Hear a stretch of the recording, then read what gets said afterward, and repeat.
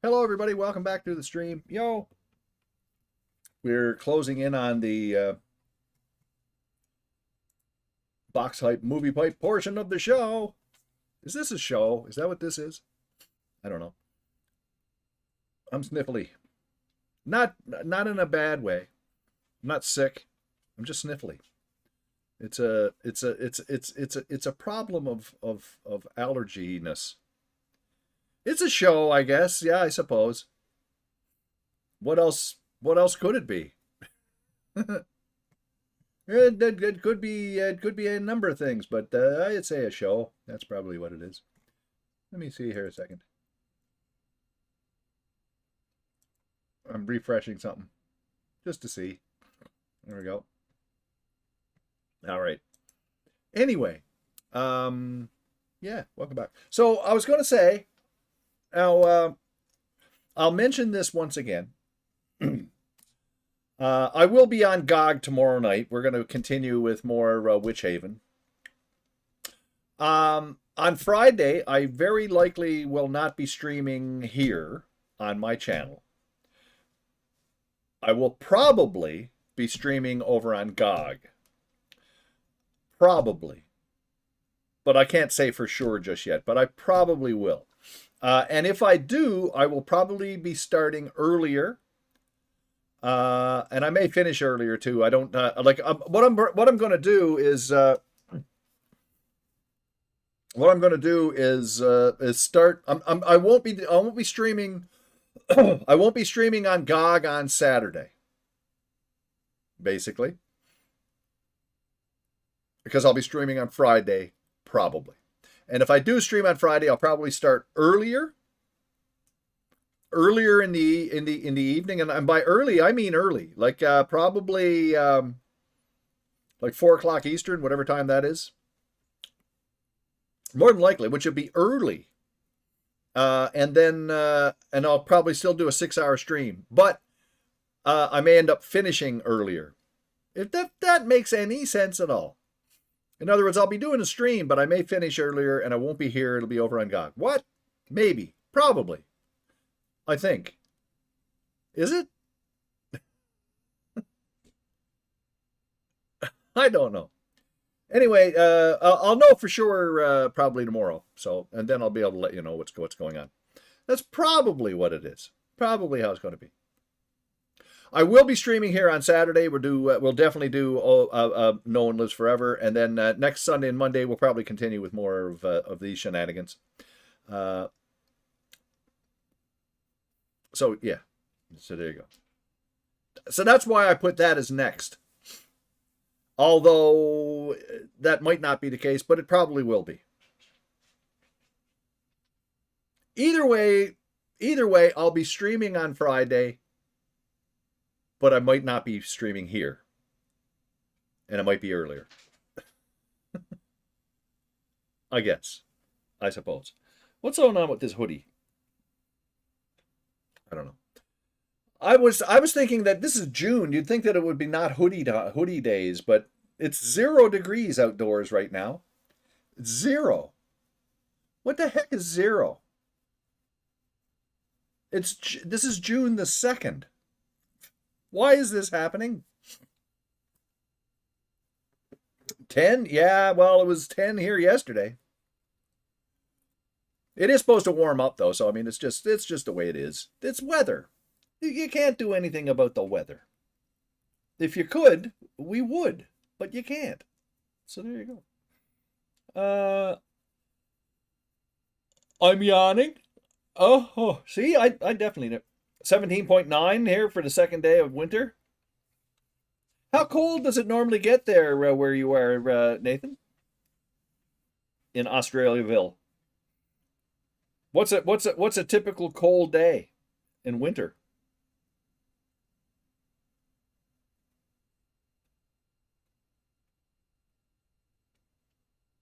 That's the usual. 15 is cold, yeah. I wish it was 15 is a nice spring day. 15 is all right. I'd like 15.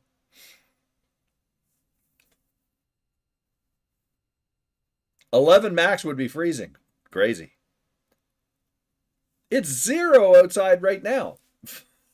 Like, there's no temperature. There's 0 temperature.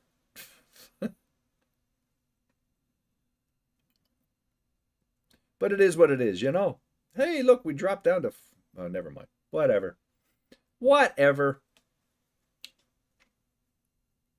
So in any case, yeah,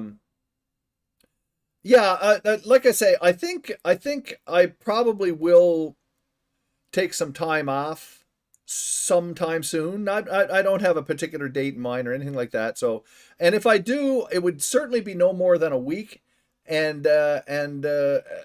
we'll see. I really just need a few days where I don't have anything to do. This past month has been busy, what with work and stuff, and now that I've got the work thing done, uh, now right now the only thing I'm doing now is streaming, which is fine, you know. But it might be nice to just have a few days off. Yeah. Thanks, Nathan. I think it is. I haven't had any serious like time off streaming for a while. Uh, I'm thinking back when we were doing the renovations here, and I was in my bedroom and I couldn't really stream from my bedroom, and I think that was the only time. But that's not really time off because I was sort of limited to being living. I was living in my bedroom while the guy was out here tearing up the ceilings here in the living room and whatnot. And then after that was done, then I moved my bed into the living room, and he was working in the bedroom, and oh man, that was going on for some time. Although I think I started streaming after I was streaming after a while. I just didn't stream, I think, when I was in my bedroom,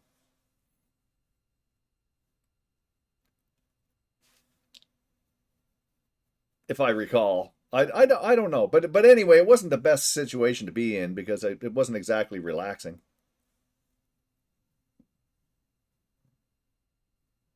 But it's always one of those things. Like I say, it's like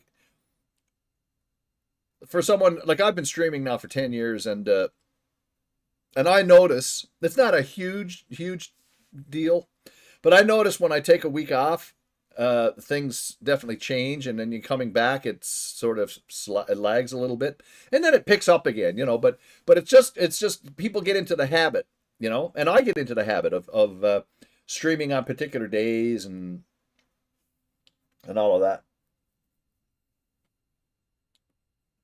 Yeah, nothing wrong with some vacation time. No, no. As much as I mean, you'd think about it, streaming. I mean, what am I doing? I'm playing video games, but for like I've said before, for those of you out there who do stream, and if you stream consistently and stream quite a lot, it does sort of wear on you, you know. Once you get your dad placed in a proper facility, you're going to take your dream trip to Bavaria. Are you serious, Bavaria?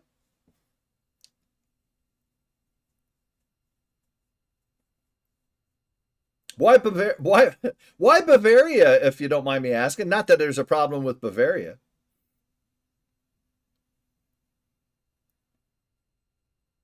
Because of JK2 and Pentiment. Oh,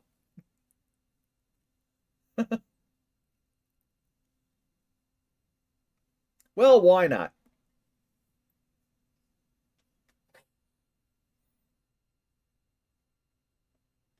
So there's still no word or anything, but it's in the works. There's still no word about your dad. It's just in the works, I guess. I got a cat on my lap now. Yeah, mom's place permanent. Dad's on a waiting list, right?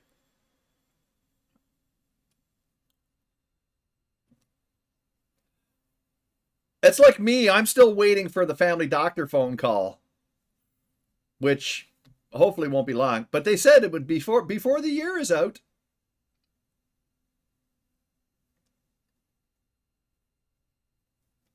Before the year is out, so that's great. If I could get it done, say before summer is out, that'd be nice. There's a kitty on my lap, and she's trying to nestle her way into the. She's trying to push the pillow off, see? What are you going to do? Is this comfortable? She's not very pleased at the moment. It's like, "Oh, I'll sit here, I suppose. But I'm not lying down. I'll wait you out." What?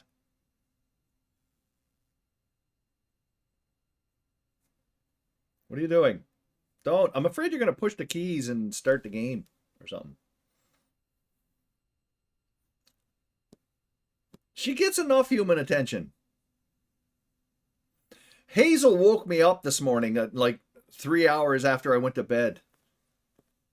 Just poking around and sniffing at me and whatever. Uh,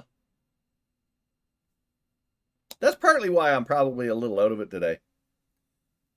Because the goldarn cat woke me up.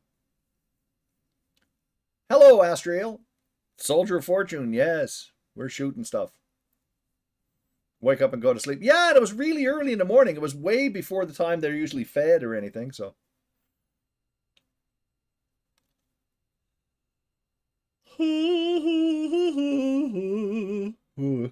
Boy. What are you doing, kitty?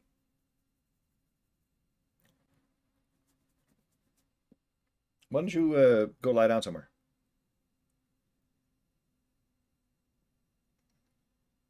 I could always move my keyboard out of the way while I do the thing. And that would make you go away. You would go away too.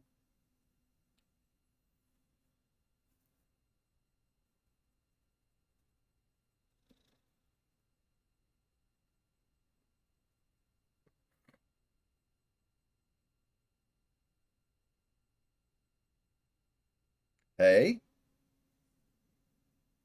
Can you hear this cat purr? She's purring.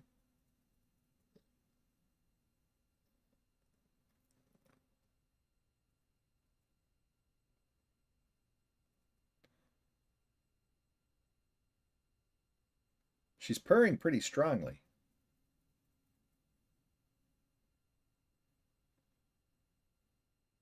Can't hear her purring? Yeah, it's probably because I have the. You can hear her coughing? It's probably because I got her. I have the noise suppression thing on.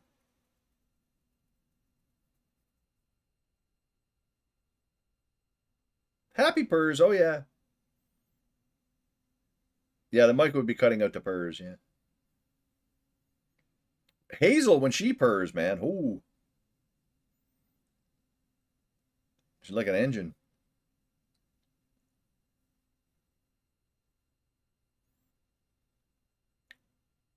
You hear the cat in your lap growling at the door. She's still getting used to the house. Oh yeah.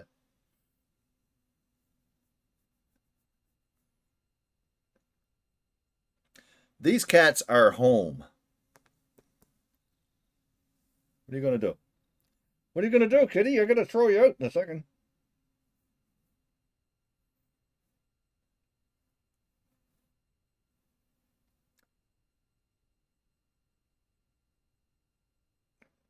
Why don't you go somewhere else? You're gonna have to.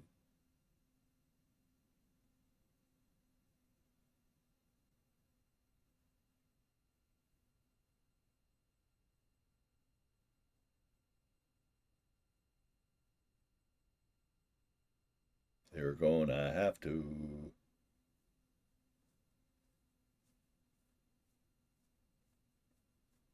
You're gonna have to. You're gonna have to. It's gonna have to happen. Because I can't do the box hype thing with a cat in my lap. This particular box hype in particular, because there's lots of stuff. Lots and lots of stuff. In fact, what I'm going to do is I'm going to run the ads right now. I'm going to run the ads right now so that after the ads, we'll be able to do the box hype and movie hype thing. That'll give the cat a couple of minutes to unwind, relax before I throw her off. And first, these messages.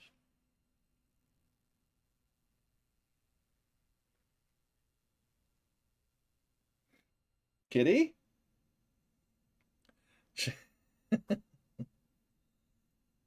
What do you think? Do you think you're staying here or something?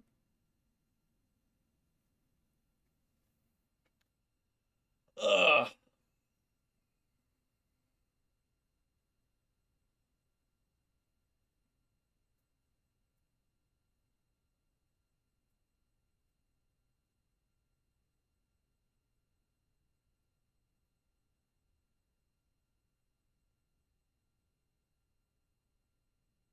Kitty? Mace Griffin Bounty Hunter. I don't know if I know that game.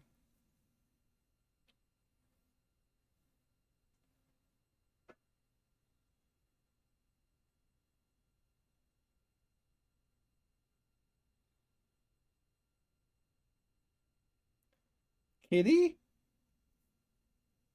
You be lurking. Lurk on there, Mar. You're a lurkaholic. You gotta lurk. If you don't lurk, what's going on? FPS from 2003? Have it on PC and played the demo on the Xbox. Mace Griffin Bounty Hunter. I don't recall that one. Which doesn't mean anything. It's just I don't recall it. That's all.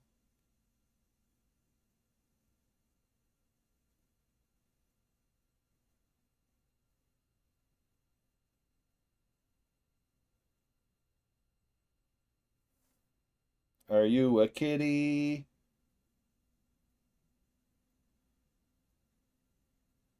Are you a kitty? You need a bumper sticker.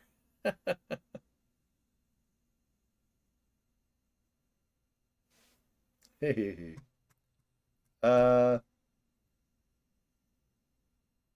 Okay, hang on here now.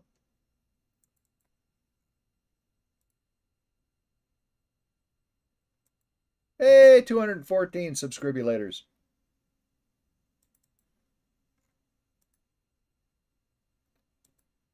That's one thing about subscribing to YouTube. It don't cost nothing.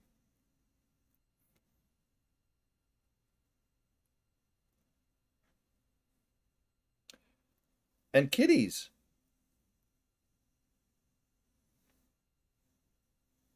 You going or what? You must be going, right? You're not getting resettled. She saw the opportunity to try and push the pillow away. Yeah, you're going to have to get down now. You're going to get down now. See ya. Bye. Bye-bye. Bye. Say goodbye. Bye.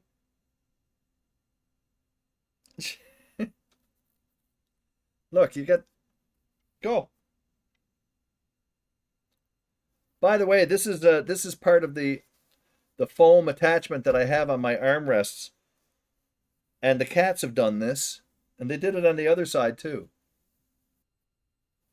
Dastardly devils.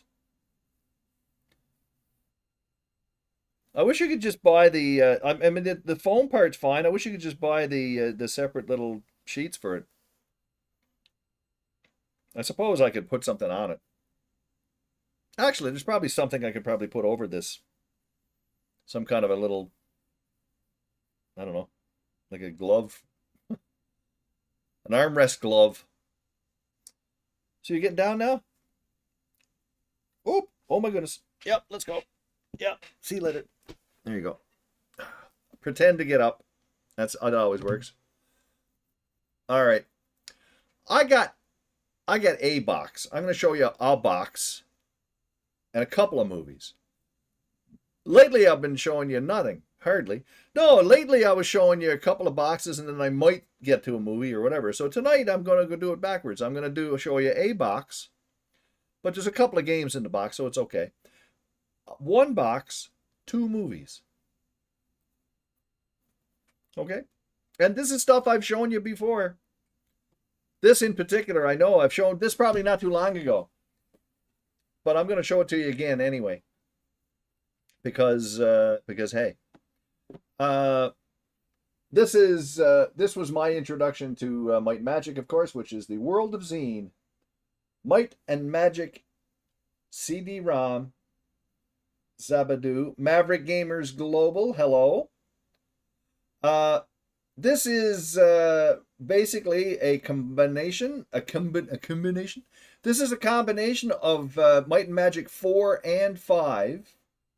You could buy Might and Magic 4, Clouds of Xeen, and then later, if you bought Might and Magic 5, The Dark Side of Xeen, and you installed it into the same directory, they would combine into one giant world, and you would also get some extra missions and quests that were referred to as the World of Xeen and whatever. This was a box that did the whole thing for you, and it put all of it together on the one CD. Yeah, so the World of Xeen box for CD-ROM IBM, and this is the New World Computing, as you can see, and it's a hefty. This is probably one of the bigger boxes that I've got. I've got a couple that are maybe this big, but this is a big one, big, with some pictures from the thing. This is really when I think probably my favorite parts of Might and Magic probably are these two. Maybe 6, but I think this is probably where the game really peaked. And also, Might Magic 1 and 2 were pretty old school, but Might Magic 3 was when the game really took off for me. And that's, I didn't play that until after I played these. And that game uses a very, very similar engine to this. This one's just a little beefier, but it's basically the same engine for Might and Magic 3 and 4 and 5. 4 and 5 definitely use the same engine. Like, for sure. But, so when I played this game, I had both the games all installed and did the whole rigmarole with this thing. And it was a good reason why I think this is so popular. This series is so popular is because it's really so easy to get into. Some of the dungeons and some of the quests and stuff can be a bit grindy and trolly and whatnot. There's lots of combats and stuff like that. But the actual game mechanics for this game are really simple. They're very easy to get into. You know, pretty straightforward. And plus, if you use the Where Are We mapping mod, it really makes the game so much easier to deal with in so many ways because it maps out the whole world for you, and as you're going through it and whatnot, makes it easier to keep track of the spells that you have and where combats are and stuff like that. But anyway, this is a wicked collection. I'm going to take my keyboard out of the way so I can do this, because I got a lot of stuff in this box. Most everything that I've got here came with the game. First of all, you got the Might Magic 3 was nice with VGA pixel graphics on PC. Yeah. 2 CDs, disc 1 and disc 2, basically both of the games. Then you got the manual for the World of Xeen.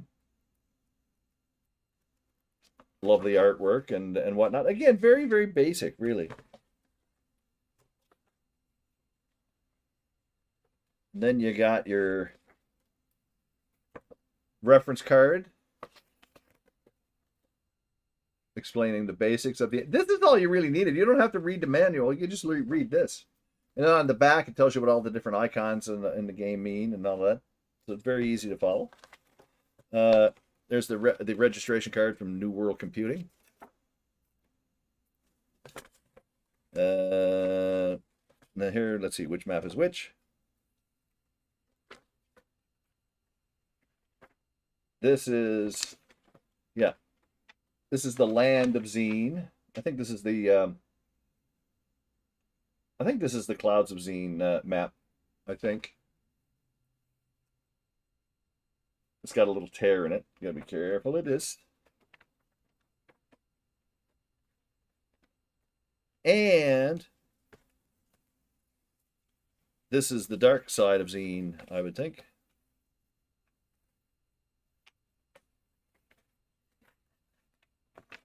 There you go. For Might and Magic 5. And these are the actual game maps. Shows you the different areas. So anyway, there's that. And then you got a catalog of New World Computing, great plays presented by. Inside this catalog, you find fun and adventure. You got Under a Killing Moon. Why that's there, I don't know. And Lynx 386 Pro. I don't know why they're in there. They're from Access Software. And here's from Maxis. This is A-Train and the A-Train construction set.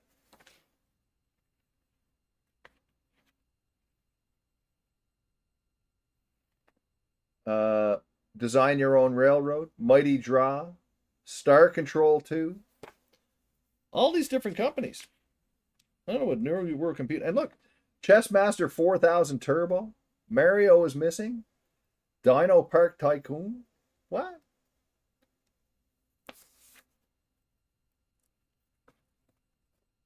Derp. Anyway, lots of stuff. And then I got these things, which didn't come with the game, but I got them.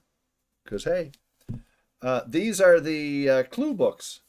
These are the New World Computing clue books. This is the one for Clouds of Xeen, which has all the maps and all of the stuff that you need to be able to get through the entire game. And all the dungeons and everything. Hey. Straight up from New World Computing. And this is the Dark Side of Xeen clue book from New World Computing, which also includes the levels for the World of Xeen. Hey. Because after all, these are hefty games. There's tons and tons and tons of gameplay in these two games. And these were good books to have. It's pretty hefty. That's a big, thick book. It's a must-have for every dungeon-delving adventurer. Lots of good reading. Lots of good cheating. Hey. But anyway, there you go. Might and Magic. I better put it up here because I don't want the cat to chew up that box. She's getting into box chewing, and it's not a good thing. I got a couple of movies to show you here as well. This movie here, a quick little story about this. This is one of my memories of ArmCat. The later days of ArmCat. Sometimes after box hype and movie hype, I still sort of do it, although I got to stop because of the cats chewing up boxes. Sometimes after box hype and movie hype, I would just take the boxes that I had and the movies that I had and just put them on the floor here beside my desk. So I, okay, drop them right there, and I could put them away later or whatever, or maybe even sometimes I wouldn't put them away until the next day or whatever. And the movies too, I would just put them down on the floor, even though I could just put them onto the shelf. But sometimes I didn't. I just lay them down there. And in the later days of ArmCat, one of the things that was a problem for her was that she didn't always make it to the litter box. And that was the beginning of the end, because she just couldn't hold it in and whatever, I mean, one time she was crossing the kitchen floor. I was watching her, and she stopped about 3 feet away from the litter box, and I had 2 litter boxes for her just then. And she stopped in the middle of the kitchen and then just peed on the floor. She also peed on this, which is why Sean Penn is so faded in the picture. I did clean it up a bit and whatnot, so I mean, it's it's fine now. But and the movie still works. The movie still plays and all of that stuff. But the point is, this movie, Fast Times at Ridgemont High, which is truly, truly a great film. As a matter of fact, I would go as far to say that this very well could be one of the best movies about high school and about teenage years and whatnot ever. Uh, there's so much going on in this movie beyond just Sean Penn, and also Sean Penn is terrific in this. This was one of his earlier films where it really became noteworthy for. Even though the character itself, I mean, so many other characters that he's played over the years are so different from this, are so different. But, and he could have very easily been typecast, but his performance in this is just stellar. That whole sort of surfer dude sort of mentality, you know, ordering pizza in class and stuff like that. And his relationship with Mr. Hands, played by Ray Walston, that was great. And beyond that, you also have Judge Reinhold, who's trying to make his way through life. All of the people, Jennifer Jason Leigh, who plays the girl who is pregnant and is considering having an abortion. You know, there's so many different aspects of this movie that are, it's beyond just a trivial little teen comedy. It actually, I think, is quite a statement about life in that time, in those years. And Phoebe Cates, the iconic scene with Phoebe Cates in this movie at the swimming pool, that every guy remembers for sure. Or if you like ladies, whoever you are. That scene's so iconic, people wore out the VHS tape. And not only that, the music, and I remember the song, of course, Living in Stereo by the Cars. The Cars' first album was just so an iconic album. And that one song, Living in Stereo, is the background for that scene in this movie. And the other thing is, as iconic as that scene is, this movie, I think, would have been great even if they didn't have that scene in it.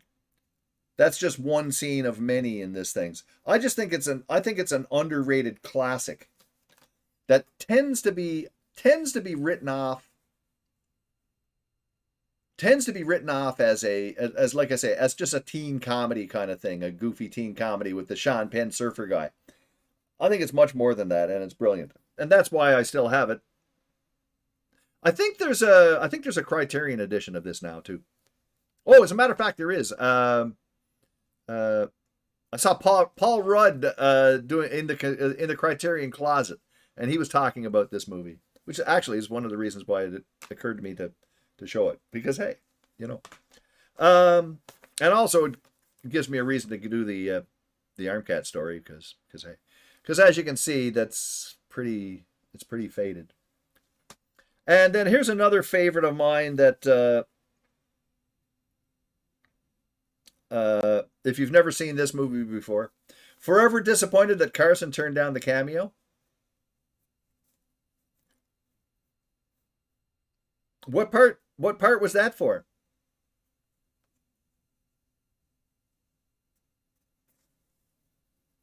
I don't recall that. What was that? What was he going to do?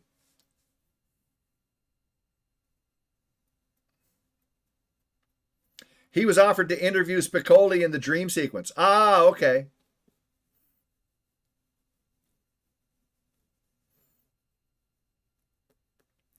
Okay, gotcha.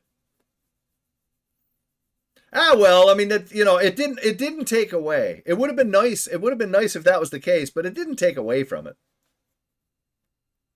The big point of that was that he was being interviewed and the whole thing. Merv Griffin was Plan B, yeah. Oh well. Um, did I watch the Fast Time remake show? No, I didn't. No. Not that I not. I mean, maybe it was okay. I don't know, but I just didn't see the point. The movie was all you needed, really. They're just trying to capitalize on it, and if anything, but I don't. If you didn't have the cast, and if you didn't have the like, Sean Penn's not in it, and Amy Heckerling is not directing it. Yeah, it exists because they were trying to make like a modern Happy Days or something. I didn't watch it. I don't think anybody else did either. Anyway, this one final movie here. I would love to have the 4K version of this, uh, and that's Jacob's Ladder, which is uh, a movie that's unforgettable once you've seen it. It's just a remarkable mind fuck of a movie. It's just a trip completely. Um, I don't want to go into full details of this movie, but the basic idea of this movie is it's all about a character played by Tim Robbins rather, who you don't know anything about. Oh yeah, only had to see it once. Oh, I would watch it again and again. This thing, I've seen this multi times. Still to this day. And even though I know how it's all going to unwind and how it all turns out, I think it's just a magnificent journey. But it's just a twisted movie. Tim Robbins plays a guy who is a mailman who was also in Vietnam. And he discovers that he's having, well, yeah, I'm not going to spoiler a lot of it. He's having hallucinations, basically. He's having hallucinations, and he's not really sure exactly what's going on. But with these hallucinations and whatnot, he also envisions that he's actually living a different life and whatnot. And at one point in the movie, he discovers that he thinks that it has something to do with Vietnam and his experience there and whatnot. That's all you really need to know. You don't need to know anything beyond that. But the thing about this movie, Tim Robbins, Elizabeth Pena, Danny Aiello, who is terrific in this movie. I think he's a great character in this film. John Turturro, I think, is also in this. I think it's John Turturro. No, is it John Turturro? No, wait a minute. No, it's not. It's not John Turturro. It's a John Turturro lookalike. It's not John Turturro. Jason Alexander is also in this, that's for sure. But anyway, the point is, this movie is just, it'll mess with your brain. It's not a horror film, but it's a psychological thriller, if you want to put it that way. And there's just some mind warping things that go on in it, and just following it through to the end of the film is a journey. And I remember the first time I saw this, I never saw it in a theater. I didn't even know it existed. And then one day, I went to the local Blockbuster, which is just up the road from where I lived. This was when I was living in Toronto, and we were looking for something to bring home to watch, and we saw this one, Jacob's Ladder, and thought, well, that looks interesting. It's supposed to be some kind of psychological horror or whatever it is, and blah. Okay, well, we'll check that out.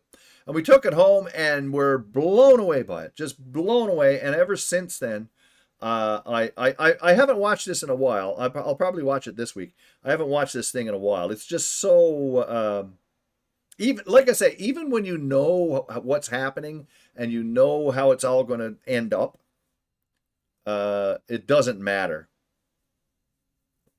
You got to get to it. It's a really cool movie. It's one of Tim Robbins' best movies. Oh, it's very dark. It's very dark, but it's an enjoyable film. It's not depressing, it's just again, like I say, it's just a psychological mindfuck of a movie, because you're never totally sure what the hell is going on, like what's real and what's not. So you're basically experiencing the movie with him, sort of, and how he's not sure what the hell is going on and why everything's so messed up. The way that it's put there, Adrian Lyne did what directed this thing. He went on to do, uh, I think, Basic Instinct, whatnot. But I think this was the movie that put him on the map or whatever. This also has Macaulay Culkin's one of his earliest roles where he's not even listed as I think as an actor in this movie. He just plays a character at the end of the movie. But it's just a little side note or whatever. But it's a wicked movie. Yeah, in this harrowing psychological thriller, Jacob Singer is a Vietnam vet haunted by memories of the war and the death of his young son. And as Jacob starts to experience visions of demons all around him, he begins to question what is real. Is he going insane? Is he suffering some post-traumatic stress? Or could he be caught in the middle of some horrific supernatural battle he can't understand? Directed by Adrian Lyne. Fatal Attraction. Fatal Attraction is the movie that he did, yeah. Jacob's Ladder takes you on a terrifying ride into one man's descent into hell. And it's really, really good. And anyway, I just remember the first time watching it and just, whoa, this movie's fucked up. and being mesmerized by it. The party sequence in the middle, like, I mean, that's all I won't say anything else about it, but the party sequence in the middle where he's there with his girlfriend and his girlfriend's dancing and he's watching and the lights are strobing and that scene is just immaculate. And some of the hallucinatory scenes that he does are there are things that I've seen. Let's put it this way: there are things that they do in this movie from a special effects standpoint or some sort of a thing that I've seen in numerous movies afterwards. But it was done first in this thing, and it's just I don't know. It's just a very creative, very inventive, cool, twisted movie, and definitely well worth watching. So, yeah. So I tell you what, I might as well just run the ads there now. I'm gonna run the ads so that we can get back to the game and etc. Ready? Bonk. Ads coming in. Look out.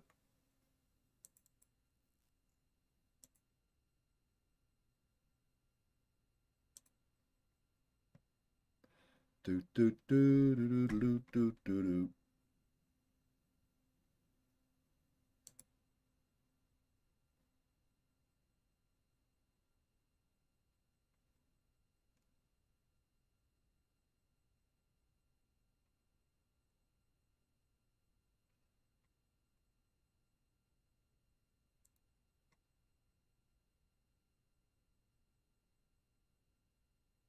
There we go.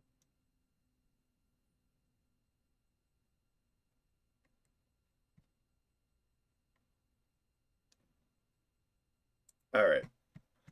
You ordered the Tom and Jerry cartoons from the 40s and 50s on Blu-ray? Yeah, I saw that actually I saw that at Walmart.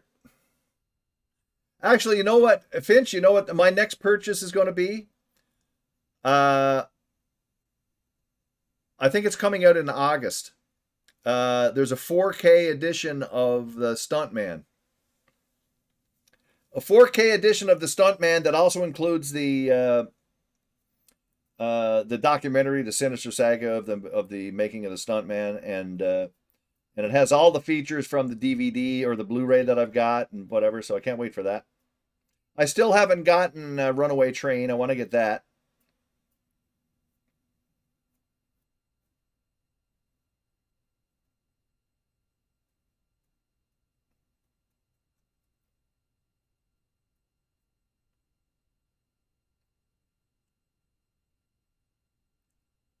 Stuntman is another one of my favorites.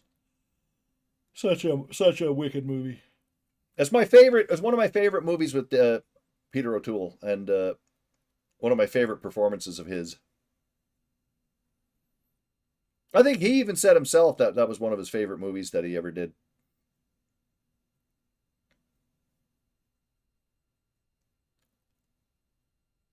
Steve Railsback and the hugely underrated Barbara Hershey,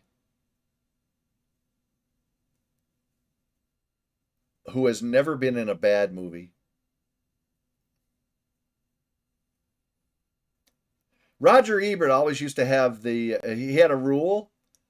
Barbara Hershey, I would add to it, but he always said that if a movie had either Harry Dean Stanton or M. Emmett Walsh in it, the movie is at least going to be interesting and watchable and fine. If it's not a classic or brilliant, it's at least going to be enjoyable and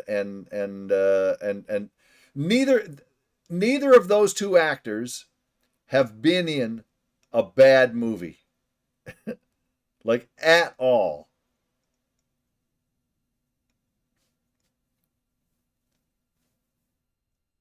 Like speaking of which, M. Emmett Walsh, yeah.